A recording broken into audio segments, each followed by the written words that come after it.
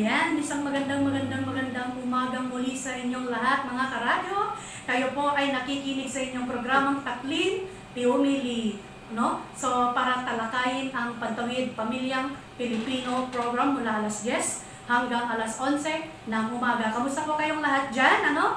So, nais ko po munang batiin lahat, ano, ng ating magagaling, mahuhusay at masisipag na ating mga parent leaders ng Pantawid, ano ho, sa lahat-lahat, ano, sa iba't ibang munisipyo kung hanggang saan nakakaabot ang ating radyo sa daanan, no? Sila po yung ating katuwang sa pagpapatupad ng ating programa, ano? At sana kahit pabago-bago po ang inyong mga municipal link or SWAT sa inyo pong mga munisipyo, ay sana wag po kayong magsawang tulungan ang inyong mga members, ano, para mas mapabuti at mas maayos ang ating pag-update, hindi po ba, ano?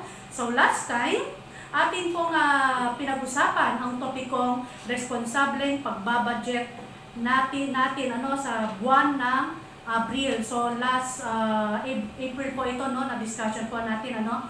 So dahil unang Biyernes ngayon ng buwan ng Mayo, pag-uusapan na naman po natin ang topikong pag-iimpok para sa kinabukasan. So ang topic po natin ngayong month of May, no, itong buwan ng Mayo, ay ang pag-iimpok para sa kinabukasan. Okay? So ang layunin ng topiko natin ay magkaroon ng kaalaman at kahandahan habang nasa tahanan. Kaya sa lahat po ng Pantawid beneficiaries, ihanda na pong muli ang ating mga notebook at ballpen, no? So kaya sa ating pong pagbabalik, atin na pong tatalakayin ang topic 12 o ang ating pag-iimpok para sa kinabukasan. Kaya manatili po kayong nakatutok sa ating programang Taklin, Tiumili. Dito lamang yan sa 106.3 MHz FM, Radio Santa Ana.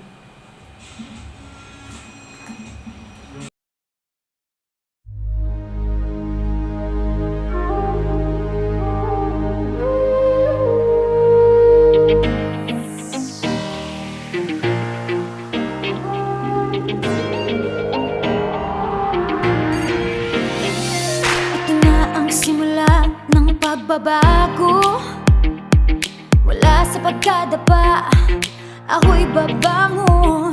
Isusulong ko'y adikaing umunlad at makatulong para sa pamilya at sa kapwa. Hihinangin sa mga palad ang bagong pag-asa. Pasan ko sa balikat ang mga munting pangarap, at ang bawat hakbang ay papunta sa tagumpay. Ako ang papanday ng aking buhay, dahil kaya ko umani ng talino. Kaya ko sa kapwa ay tumulong. Kaya ko himikan sa paligid. Kaya ko bayan ng kabataan, tumawid sa kaunlaran. Lahat ng ito ay kaya nating abutin. Kaya natin to. Kaya ko Kaya ko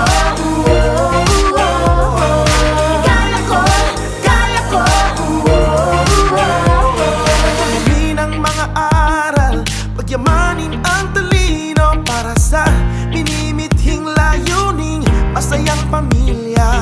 Malakas na pangangatawan, mataas na antas ng edukasyon, nang may maayos na pamumuhay. Nasa akin ang pagbabago. Kaya ko ipagtuloy ng lawin. Kaya ko mahalin ang kalikasan. Kaya ko kita ang galing ng ating lahi. Kaya ko bayan ng kabataan, tumawid sa kaunlaran. Lahat ng ito ay kaya nating makamit. Kaya natin Kaya to. kong lampasan ang kahit anong pagsubok, kasama ang programang sa aming nakatutok. Ang tibok ng puso'y malakas, may pag-asa, maniwalang makaahon ng pamilya. Kaya kong abutin aking mga pangarap, sa biyayang binahagi sa mahirap. Ang buhay ay nahanap, kayang umasenso. Kung kung masipag ka at porsigido. Dagdagan ng tiyaga ko ang mag-uuki ng mga mitiin, buhatin sa mga bisigang pangarap, ambisyong makaahon at ang pamilya makabangon ng mamuhay ng maayos. Pagyamanin, tatalunin ang kahirapan, talino at lakas, sandata kung kailangan. Yan ang puhunan sa kaunlaran makatawid. Alam kong kaya ko sa biyaya mong hatiin. Mami ng talino, Kaya ko, kaya ko, sa kapwa ay tumulong. Kaya ko, lumikan sa paligid. Kaya ko, bayan ng kabataan, tumawid sa kaunlaran. Lahat ng ito ay kaya nating abutin. kaya natin to. Tulad ng lawin, Kaya ko, halin ang kalikasan. kaya ko, Kita ang galing ng ating lahi. kaya ko, bayan ng kabataan, Tumawid sa kaunlaran. Lahat ng ito ay kaya nating makamit. Kaya natin to. Kaya ko, kaya natin to. Kaya ko, kaya natin to. Kayang kaya natin. Kayang kaya natin. Kaya natin to.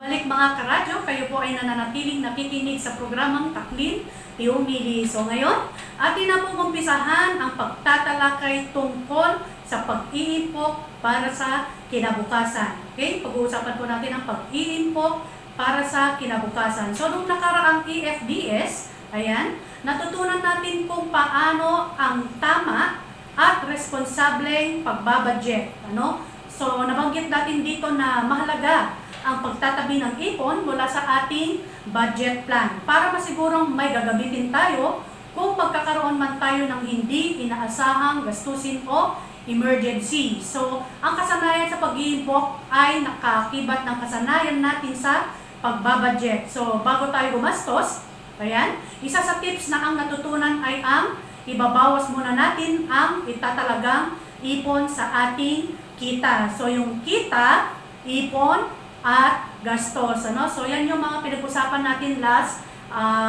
topic natin noong April 23.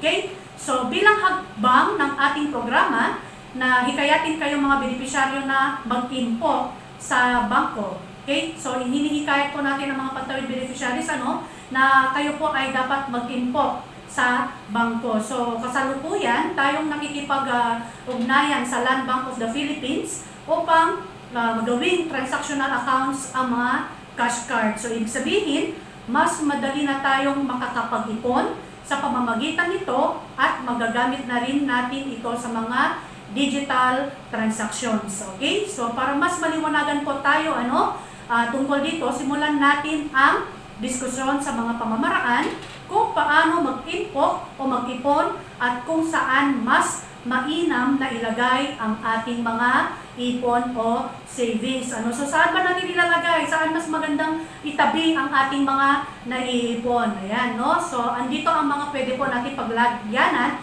pero may mga kailipat din ito kung paano natin dapat alagaan yung ating pag-iipon. Okay, so mga pwede paglagyanan ng ipon ay, ayan, ang tanong muna, handa na ba kayong mag-ipon? Meron ba tayong iipon? No? So, yun ang tanong kung wala naman tayong maipon. Pero, syempre, kailangan dapat nating magkaroon ng ipon, sabi nga po natin kanina, para sa mga hindi inaasahang pangyayari ay meron po tayong magagamit. Meron po tayong pagkukuhanan. Okay? So, kung handa na kayo, ang susunod na kailangan nating pag-isipan ay kung saan ito ilalagay. So, para maging gabay natin, narito ang ilan sa mga halimbawa ng kalakasan at kahinaang mga maaari nating paglagyanan ng ating ipon. Okay, so una sa lahat, saan ba natin inilalagay ang ating mga ipon? Siyempre, kadalasan o karamihan ay sa alkansya. So, tayong lahat ay may mga alkansya, or pwede isa sa mga pwede natin pagtabi ay sa alkansya. Okay? So, ang maganda dito, makukuha agad ang ipon kung biglang kailangan, di ba? O kapag andyan lang naman sa tabi mo ang iyong alkansya, pwede mo lang itong makuha agad, no? Nang walang kahirap-hirap.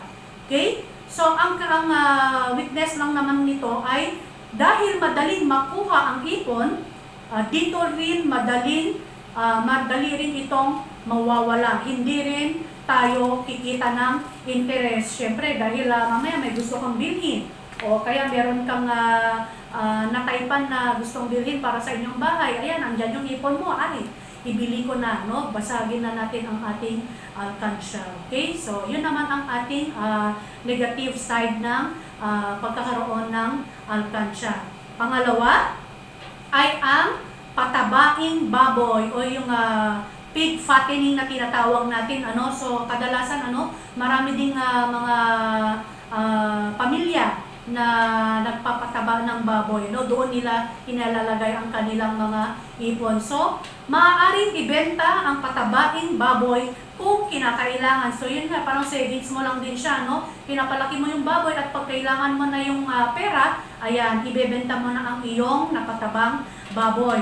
Okay? So, ang negative side naman ito ay, syempre, mangangailangan tayo ng trabaho. Mangangailangan tayo ng trabaho sa pag-aalaga, syempre, no? Yang pagpapakain, pagpapalinis, at iba pa. Ang delikado din dito ay, delikado din daw ito sa nakaw, May mga nananakaw na baboy, okay? At isa rin dito ay yung sa kalamidad, no?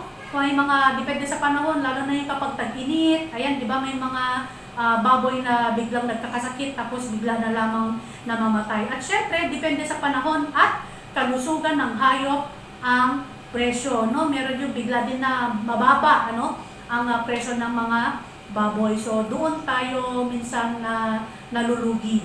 Okay? So, pangatlo ay yung formal o informal na asosasyon. Okay? So, dito, kumikita ng interest o bidibendo ang ipon sa mga ganitong klaseng asosasyon. So, ligtas din ang ipon na ilalagay sa kooperatiba dahil may batas ang gobyerno patungkol dito. So, ang informal na paluwagan ay delikado, no? Lalo na kung hindi maayos na pinapatakbo ng mga miyembro sa pag-iimpok.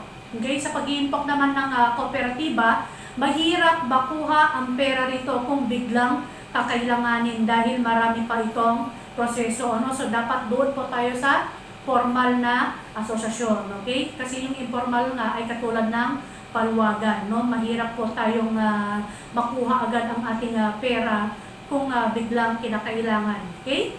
So, pang-apat ay yung tinatawag nating transaction account, okay? Yung transaction account. So, pinakamabisang paraan ng pag-iimpok ay sa bangko. So, sa pamamagitan ng transaction account, ang transaction account ay isang uri ng deposit account o electronic money o wallet na ipinapatupad ng mga bangko na maaaring gamitin upang makapag-impok ng pera, makapagpadala ng pera, makapagbayad ng mga bilihin gamit ang cash cards at makakatanggap ng pera mula sa iba't ibang pinagbola na. So, pwede rin natin itong magamit sa pag-receive ng ating mga pera. Okay? So, ang maganda pa dito ay mas tiyak ang seguridad ng ating ipon. Okay? Pangalawa, mas madaling malagyan at ma-withdrawhan. Siyempre, di ba, pag nag-deposit ka and then kakailangan mo to ng pera, punta ka lang sa malapit na ATM booth, ayan, pwede mo na itong ma-withdraw. And then, ang isa sa pinakamaganda pa dito ay yung kikita ka ng interest, no? Kumikita ng interest ang pera mong naipon. At pang-apat ay yung mas makaka-access sa iba't ibang serbisyong pinansal tulad ng microcredit. Ayan, no? So, napakaganda talaga at siguradong safe ka naman pag gumamit ka ng transaction account. Kaya nga sabi natin kanina, ay kasalukuyang nakikipag-ugnayan ang DSWD sa Land Bank of the Philippines para doon na po natin pwedeng gamitin ang ating mga savings account din or yung ating mga ipon. Okay? So sa ating po pagbabalik, atin na pong tatalakayin ang mga pamamaraan, na makakatulong sa pag-iimpok, kaya manatili po kayong nakatutok sa ating programang Taklid, Tiumili. Dito lamang yan sa 106.3 MHz FM, Radyo Santa Ana. Ano dito? Yung umiiyak na o yung... Ay, yung maganda mo na.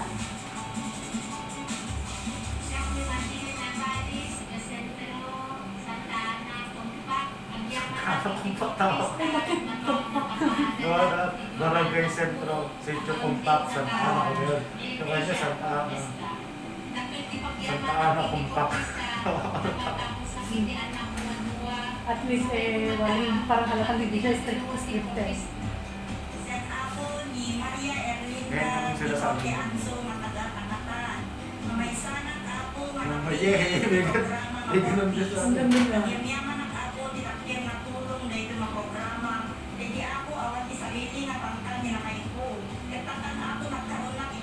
Ano, pero diretso na ulit tayo? Oo, magpatugtog ka muna ng music. Ikaw. Kumakay na ka muna. Pamusic ka na muna. Ay, hindi. Sige, ano nga. O, sige, patugtog ka na muna. Ay, ilagay mo na rin. Ilagay mo na rin yung niliyak. Nilagay ko na. Ilagay mo na. Tapos sila ulit mamaya.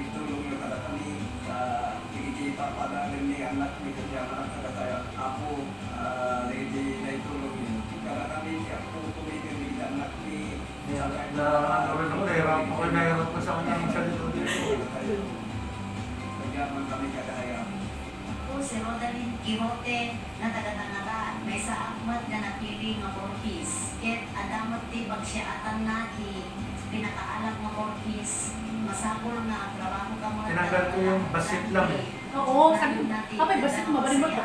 Kabno, Romang Aynet lang panagya. Romang Aynet, basit net bell. Oo. Tinanggal ko yung... Tama na, tama.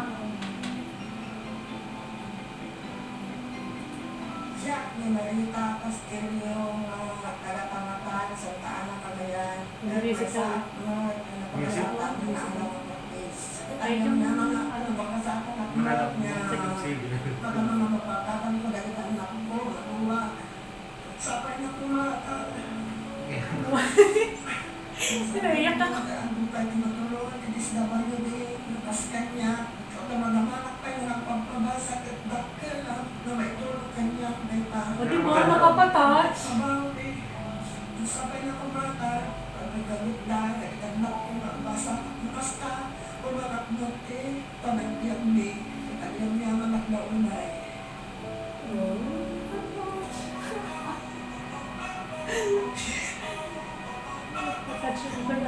Eh, talaga nung napakinggan ko kanina. Parang gusto ko lagi siyang mapamarinig. Wait lang. Hello po sa lahat ng mga pantawid beneficiaries na nakikinig. Hi! Say hi naman Sir Jem, si Sir Jeremy. Kasama ko dito sa station sa Radyo Santa Ana. So siya yung nag-a-assist sa akin ngayon, no? So sasamahan niya rin ako ng isang oras katulad din ng pagsama ninyo sa akin ng isang oras. Yun na yung mga Saan mo naman nila-edit yun? Cut-cut mo lang. Dapat kasi may maganda ka na yan.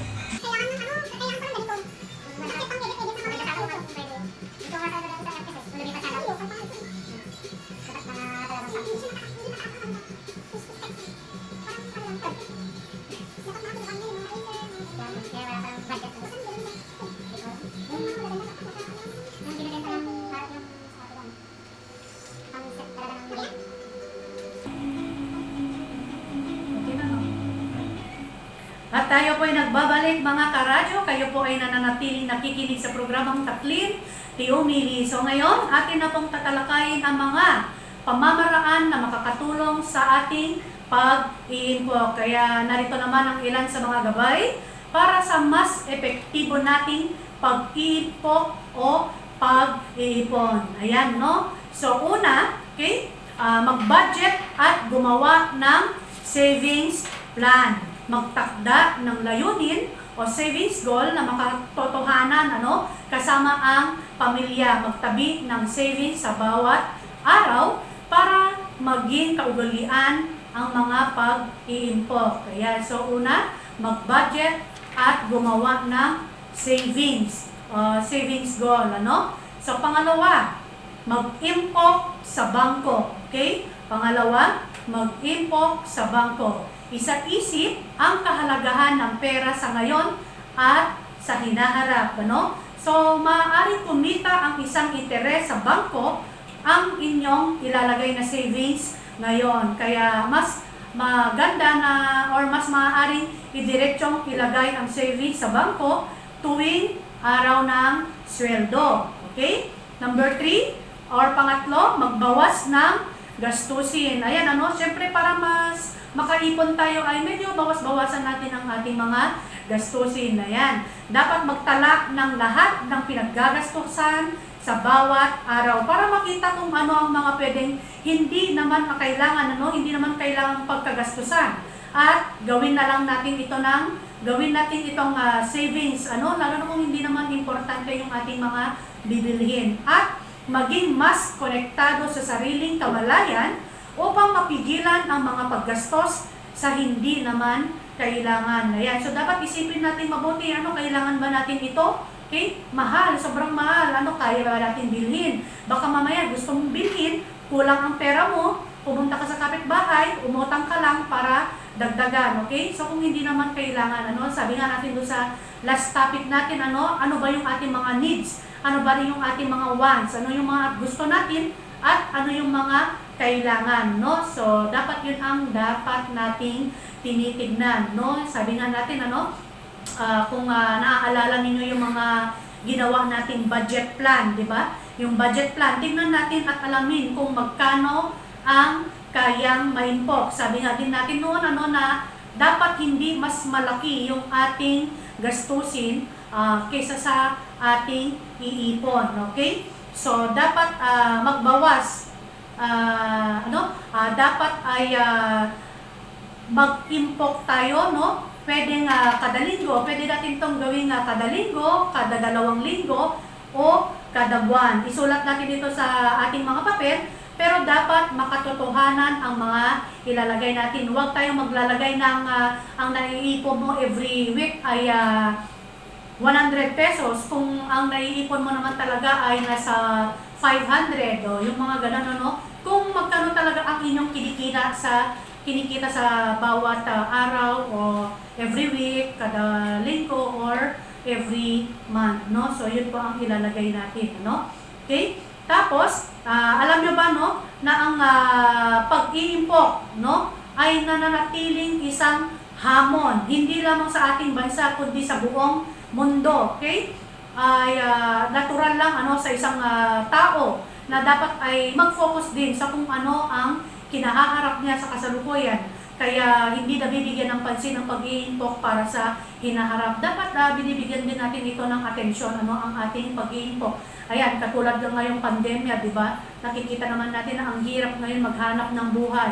So, maganda lang sa atin kung tayo ay may mga tawag dito yung other income. Mayroon tayong other negosyo na pinagkakakitaan para maibigay pa rin natin yung pangangailangan ng ating pamilya, Sabi nga natin, sabi nga nila, kapag may itinanim, may aanihin. Okay? So, pinapaalan nito, itong motto na ito ay pinapaalala lang sa atin na ang kahalagahan ng pag-iimpok para sa ating kinabukasan, di ba? So, ang pag-iimpok ay nakakatulong sa seguridad ng ating pamilya, lalo na sa laban ng kalamidad, di ba? O iba pang hindi mga inaasahang mga pangyayari o emergency kapag may naimpok. Siyempre, hindi ka na problema kung saan ka kukuha ng pera, So, ngayong panahon, lalo na ngayong panahon ng pandemya, hindi ba napakahalaga ng pag-iimpok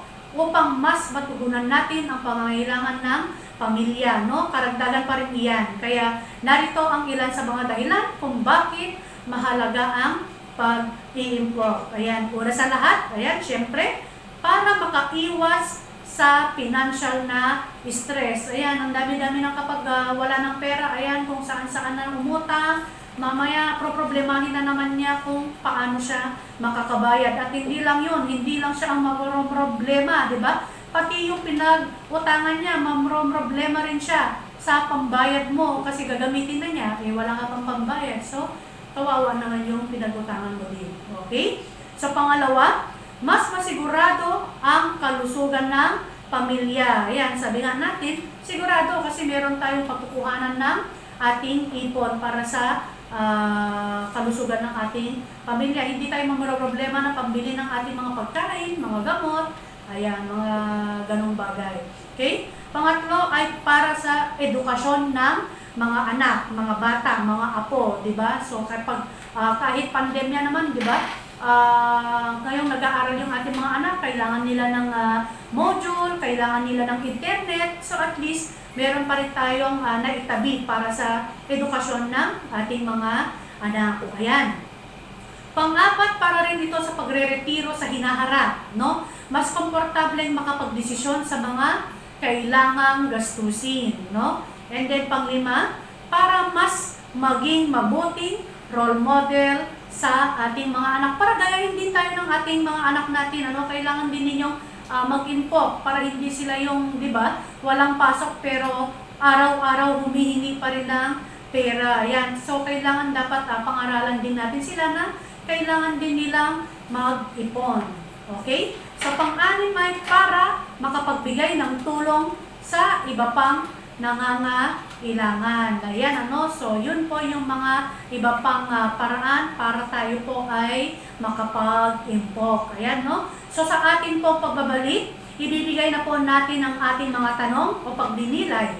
Okay? So, sa ating mga Pantawid beneficiaries, ihanda nyo na po ang inyong mga panulat at notebook para isulat ang mga tanong at sasagutin. Kaya manatili po kayong nakatutok sa ating programang Taklin Tiumili. Dito lang yan sa 106.3 MHz FM, Radyo Santa Ana.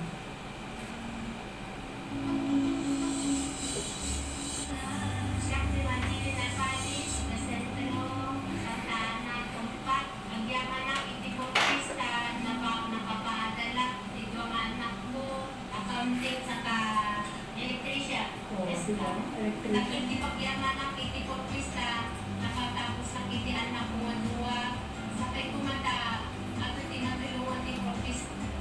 Siyan ako ni Maria Erlinda Quijote Anso, mataga-takatan.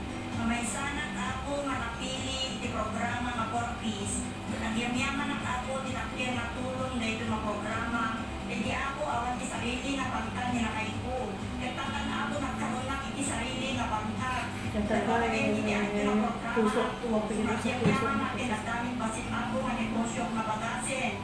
So, nagyamyaman ang ako tinakir na tulong na dito ng programa. Sapay na Magkano ba monthly nila? Depende sa dami na. Tatlo lang yung palit. May mga abot ng 40,000, 4,000, yung iba 5. Siya pwede, rula agidang dito ay tangatang. Diyan kami, tagasawa na rin. Ang gusto ko sana, dalawa sila sa last magsabi na agyaman kami. Gulo pa nga nung magsalita dyan.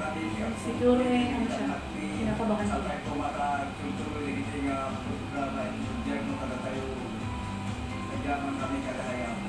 Ako si Rodalyn Quijote na taga-tangataan, may sa akmat na napili nga Borges. Ket adamot ti pagsiatang nati, pinakaalak nga Borges, masapol na ang trabaho ka mga tanong adamot lang ti, nayon nati, itanda nga pagsayaatan, abno, rumang ay nadlang panagya, Basit. tagyaman kamilit lang, Kaya, SWD. tama lang yun na. Siya, ni Marita Castillo, taga-tangatan sa Taana, Cagayan. At may saap mo, pinapagasataan niya na ang mga Cortez. Tanggam niya mga napakasapak mo niya. Kapagyan ko ba, kakang kadalitan na ko, makuha. Sapay na ko mga. May iyak ka rin, Pino. Sapay mga, ang bukay tinutulungan, DSWD, nakaskan niya. So, tamang-tamanak pa yung nagpampabasa. Kailang ba yun? Aircon, grabe na kasi. Kanya, Kaawang ko, ruti trabaho eh. Usapay na kumata, nagdalot na, nagdagnak ko nga, basa, bukas ka, umakaknot eh, panagbiyak ni, nagdagyan niya manak na unay.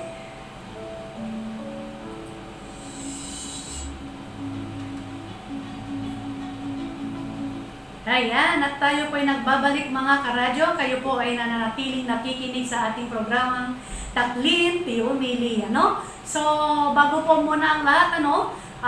Syempre, nagpapasalamat po kami sa lahat ng Pantawid beneficiaries, ano, na kahit papaano ay nakikita po namin na kayo po ay umuunlad, ano, talagang kayo po ay doble kayod, kayo po ay nagsisipag para po maabot, ano, ng inyong pamilya, ang inyong ang kanilang mga pangarap. Ayan, no, tuloy lang ang ating laban, no, saan tayo po ay makakatawid sa kahirapan. Ayan, no, so patuloy po tayong magsipag para po maabot natin ang ating mga pangarap. Ayan, ano? So, sa lahat po ng nakikinig na Pantawid beneficiaries, ayan, ihanda na po ninyo ang inyong mga ballpen at notebook at ito na po ang mga tanong na inyo pong sasagutan sa yellow pad paper, no? Bilang kapalit po ng inyong attendance ngayong buwan ng Mayo. Ayan, so, ito po yung mga tanong sa pagpaplanong pinansyal para sa maging hawang pamumuhay. Ayan, so number 1. Okay? Ano ang kahalagahan ng pag-iimpok para sa inyong pamilya? Okay? Inuulit ko po. Ano ang kahalagahan ng pag-iimpok para sa inyong pamilya?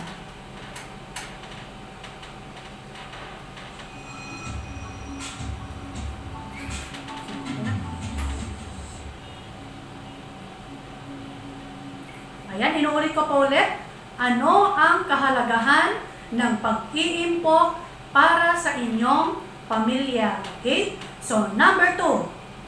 Ano ang mga lumang kaugalian na kailangan ninyong ituloy at itigil para sa pag-iimpok ng buong pamilya? Ayan.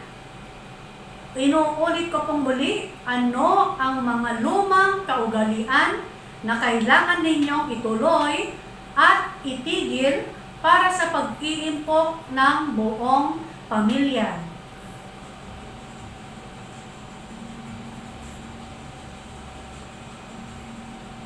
Ayan, inuulit ko pong muli, ano ang mga lumang kaugalian na kailangan ninyong ituloy at itigil para sa pag-iimpok ng buong pamilya?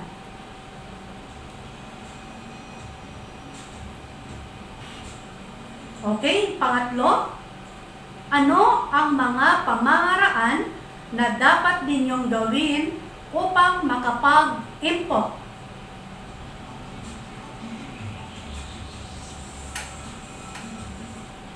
Inuulit ko po, ano ang mga pamamaraan na dapat ninyong gawin upang makapag-impok?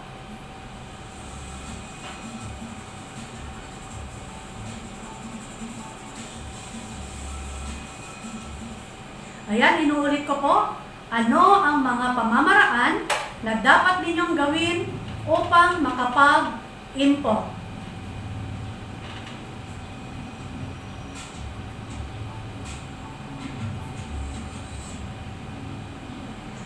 At last, yung ating pong pang-apat na tanong, saan ninyo ilalagay ang inyong mga savings?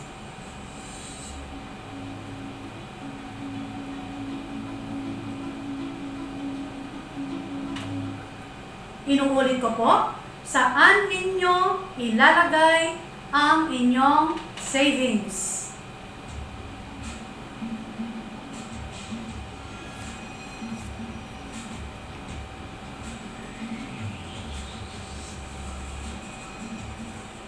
Inuulit ko pong ulit, saan ninyo ilalagay ang inyong savings?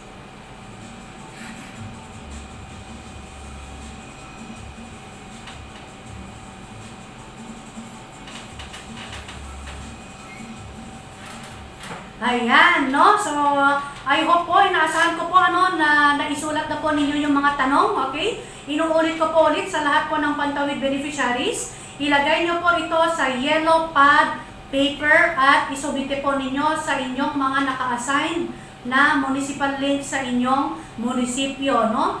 At para hindi po kayo mahirapan, ibigay na lamang po ninyo ang inyong mga kasagutan sa inyong mga parent leaders po. At yan po ay kukunin ng inyong mga assigned municipal links sa inyong munisipyo. Ayan, So, ayan, natapos na po ang ating top topic. Okay, maraming salamat po sa lahat po ng nakikinig ngayong oras na ito, At sana po ay marami po kayong natututunan, So, hanggang dito na pong muli, mga karadyo. Ako po ay nagpapaalam na at narito ang ating mga katagang iiwanan sa inyo. Maagap at mapagkalingang serbisyo, ito ang hatid namin sa inyo. Ako po ang inyong lingkod, Mary Ann Balisipo. Maraming salamat sa inyong pakikinig. Mahal namin kayo.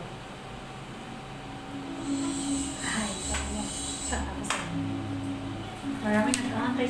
Ayan, so thank you po Thank you po sa lahat na makinig.